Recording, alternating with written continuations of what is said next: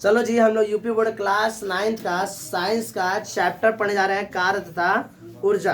ठीक है, ये हम लोग का इस साल 26 मतलब 2026 में ये हमारा यूट्यूब पर हम लोग का पहला वीडियो है। ठीक है, उससे पहले तुम लोग का तो क्लास चल ही रहा था, अब यूट्यूब पर मेरा पहला वीडियो है, तो सभी लोग को हैप्पी न्यू ईयर। चलिए 2026 को हम लोग बहुत ही अच्छे एकदम धुआंधार तरीके से शुरुआत करते हैं। चलिए चैप्टर को स्टार्ट करते हैं। चैप्टर का नाम है कार्य तथा ऊर्जा, इंग्लिश में इसका बोलेंगे वर्क एंड एनर्जी। बात सुन रहा है, साल चाहे नया हो चाहे पुराना, हम तो वही पुराने हैं, तुम भी वही पुराने हो। ठीक है, बस कैलेंडर बदला है, बाकी सारी चीज़ें वही हैं, वही सूरज वही चांद। ठीक है, बस मन में एक उत्साह है कि भाई happy new year happy new year. चलो आगे स्टार्ट करते हैं। ठीक है, तो हमारा चैप्टर वर्ग तथा एनर्जी, कार्य तथा ऊर्जा। सबसे पहले इस चैप्टर का परिचय पढ़ेंगे। परिचय देखो क्या होता है, हम लोग दैनिक जीवन में जो भी गतिविधि करते हैं, जितनी भी एक्टिविटी करते हैं, हम सभी आम भाषा में उसे कार्य का नाम देते हैं कि हमने ये कार्य किया, हमने वो कार्य किया। ठीक है, तो हम लोग घर पे लिखते भी हो बैठे बैठे तो कहते हो हमने ये क्या होमवर्क किया, यानी गृह कार्य किया।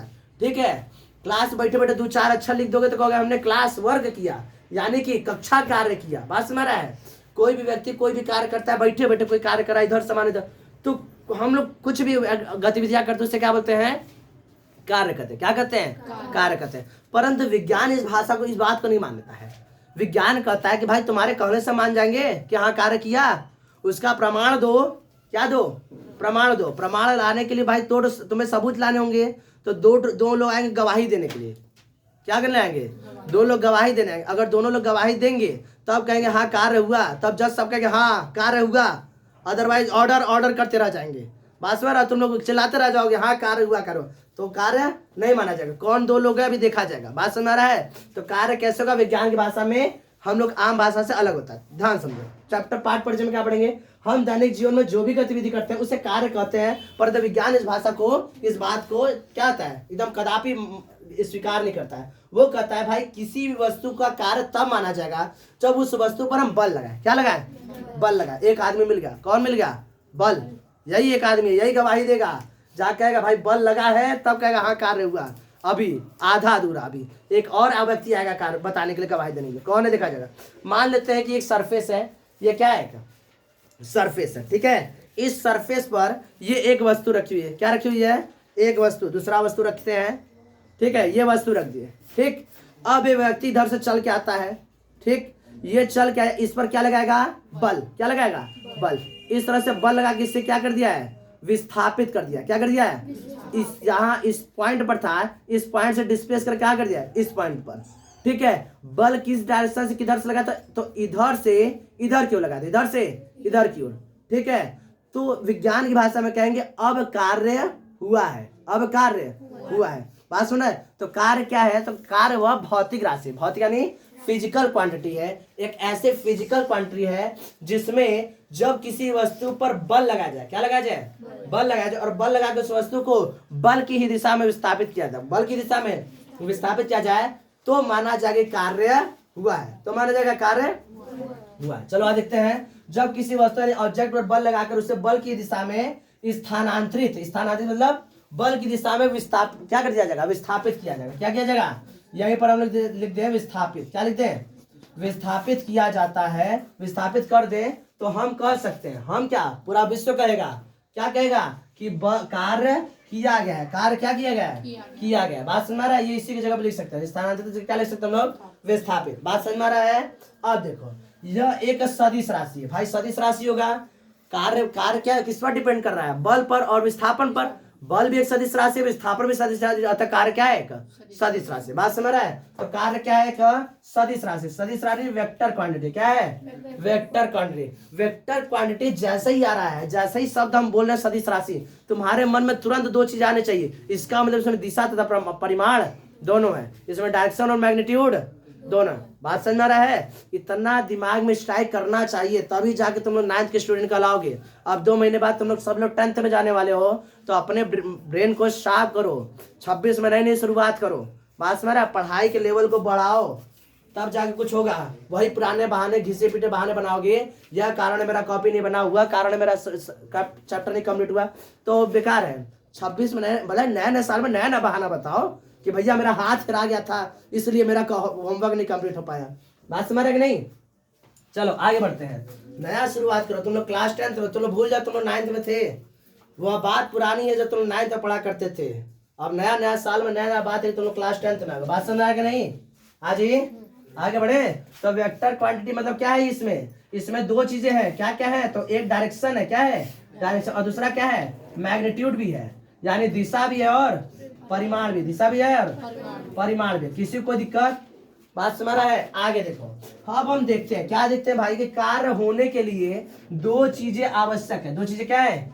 आवश्यक है। बात में कार्य होने के लिए क्या चीज आवश्यक है? दो चीज आवश्यक है। पहला क्या है? तो पहला कहोगे बल यानी फोर्स।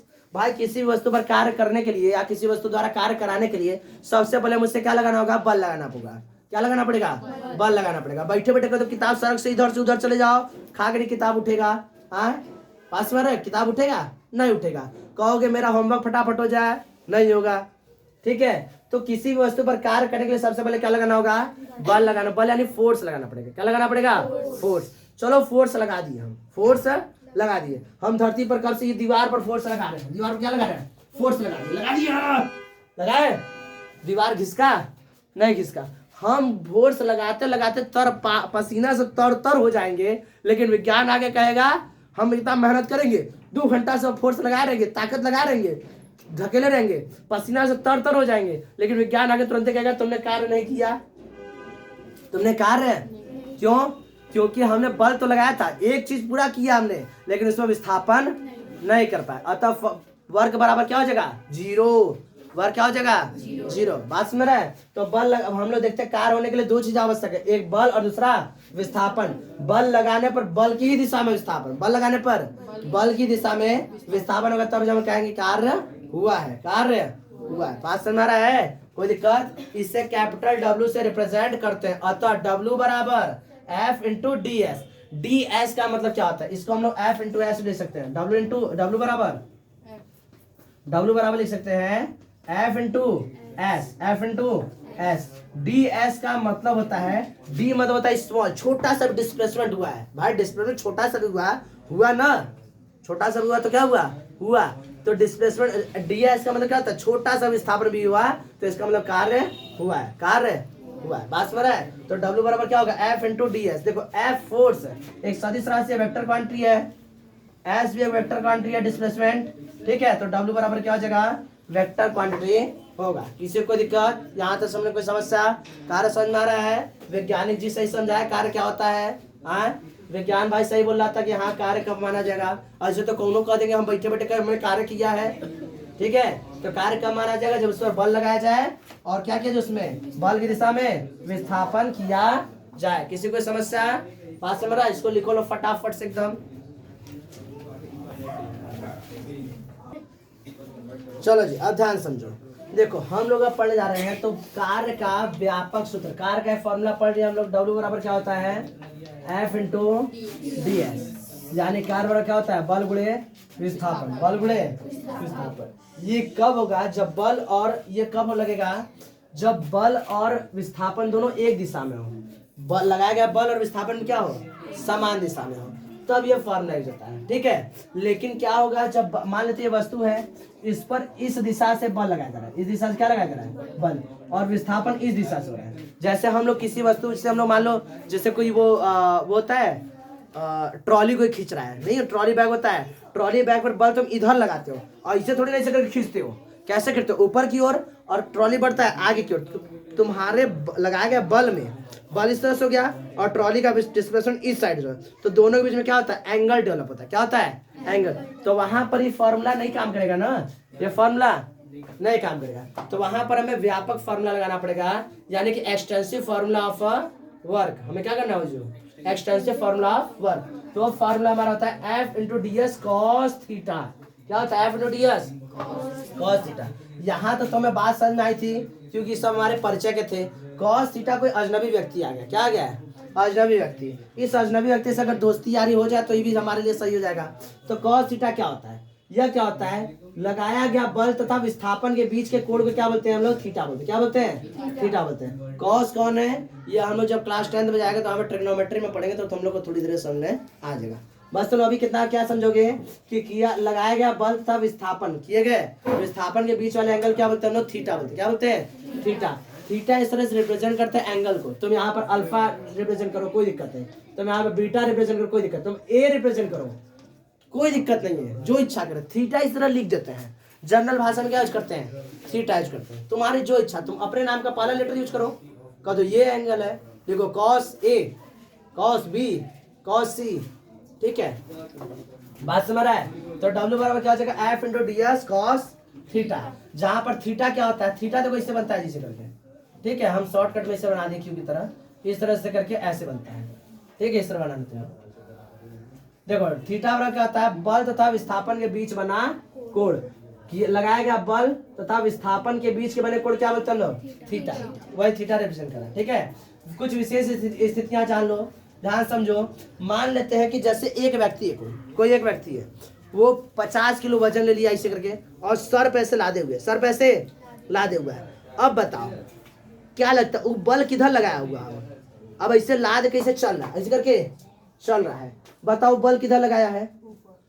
उसको यह वस्तु ढकेल रही है नीचे, ये बल लगाया है ऊपर की ओर, किधर लगाया है? तो बल का दिशा बताओ ऊपर, और विस्थापन बताओ किधर हो रहा है? दिशा विस्थापन दोनों के बीच का बना कोण देखो तो कितना आ गया? 90 डिग्री। कितना आ गया? 90 डिग्री। तो जब यह स्थिति आए कि लगाया गया बल और विस्थापन दोनों क्या हो? परपेंडिकुलर यानी कि लंबवत हो, तो इस स्थिति में किया गया कार्य बराबर 0, किया गया कार्य बराबर 0। बात समझ आया? तो क्या बताओ? जब बल तथा विस्थापन दोनों क्या हो? लंबवत हो। क्या हो?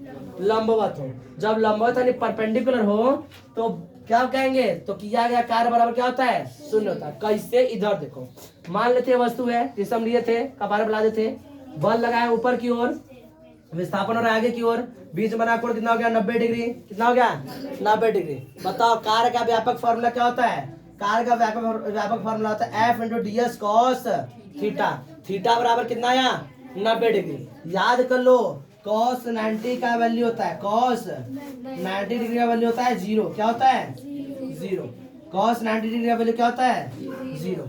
आगे आओगे ट्रिग्नोमेट्री में याद करना पड़ेगा, आगे ट्रिग्नोमेट्री में क्या करना पड़ेगा? याद करना पड़ेगा, ठीक है। तो कॉस 90 डिग्री क्या होता है? 0। अतः यहाँ पर क्या आ जाएगा? 0। 0 से किसी भी संख्या का सब मल्टीप्लाई में है, तो 0 से इसका मल्टीप्लाई कराओगे 0, 0 इसका मल्टीप्लाई कराओगे 0, अतः डब्ल्यू बराबर क्या हो गया? 0। किया गया कार्य बराबर क्या हो गया? 0। कोई दिक्कत? यह हमेशा क्वेश्चन पूछता है। कई लोग आम भाषा में पहले पूछते थे कि कोई व्यक्ति है अपने सर में 50 किलो वजन लाद के 2 किलोमीटर चला, बताओ उसने कितना कार्य किया? उसने कितना कार्य किया? तुरंत कहोगे 0। क्या कहोगे? 0। अगर वह लेके ऊपर चढ़ेगा या तो सीढ़ी से नीचे उतरेगा तब जाके कार्य माना जाएगा। क्यों? क्योंकि बल भी लग रहा है ऊपर की ओर, विस्थापन भी हो रहा है ऊपर की ओर, तो कार्य हुआ। बल लग रहा है ऊपर की ओर, विस्थापन होगा नीचे, निगेटिव, लेकिन कार्य तो माना जाएगा ना, कार्य होगा। बात सुना रहा है? तो कार्य नेगेटिव हो जाएगा लेकिन होगा। क्या होगा? होगा। बात सुना रहा है? तो लेकिन अगर सीधे सीधे समतल पे ऐसे चल रहा है तो कार्य बराबर क्या हो जाएगा? 0। अगर ऐसे चढ़ेगा तो होगा, उतरेगा तो होगा, सीधा इससे कहीं ऊपर इससे चढ़ेगा तो होगा। बात समझ? लेकिन अगर ऐसे समतल पे चलेगा तो कार्य नहीं माना जाएगा। बात समझ में आ रहा है? कोई दिक्कत? अब देखो, जब बल तथा विस्थापन, मान लेते कोई वस्तु है, यहाँ पर वस्तु है, ठीक है, इस पर इधर की ओर बल लगा रहे हैं, इधर की ओर क्या कर रहे हैं? बल लगा रहे हैं, और इधर की ओर क्या हो रहा है? विस्थापन हो रहा है। तो ये बल है और ये विस्थापन, दोनों के बीच का बना कोण कितना हो जाएगा? 0। दोनों के बीच का बना कोण कितना हो जाएगा? 0। तो उस समय क्या होता है? कार्य अधिकतम होता है। क्या होता है? कार्य अधिकतम। क्यों? क्योंकि cos 0 का वैल्यू कितना होता है? cos 0 डिग्री बराबर 1 होता है। cos 90 डिग्री बराबर कितना होता है? 0, और cos 0 डिग्री बराबर कितना होता है? 1। तो अतः अब कार्य क्या होगा? अधिकतम। क्या होगा? अधिकतम। बात समझ रहा है? तो कब कार्य 0 होगा? इस समय। कब कार्य अधिकतम होगा? इस समय। कोई दिक्कत? दोनों स्थितियां पढ़ रहे हैं, कार्य का व्यापक फॉर्मूला पढ़ रही है, कब कार्य मैक्सिमम होगा, कब कार्य मिनिमम होगा। किसी को दिक्कत? लिख लो।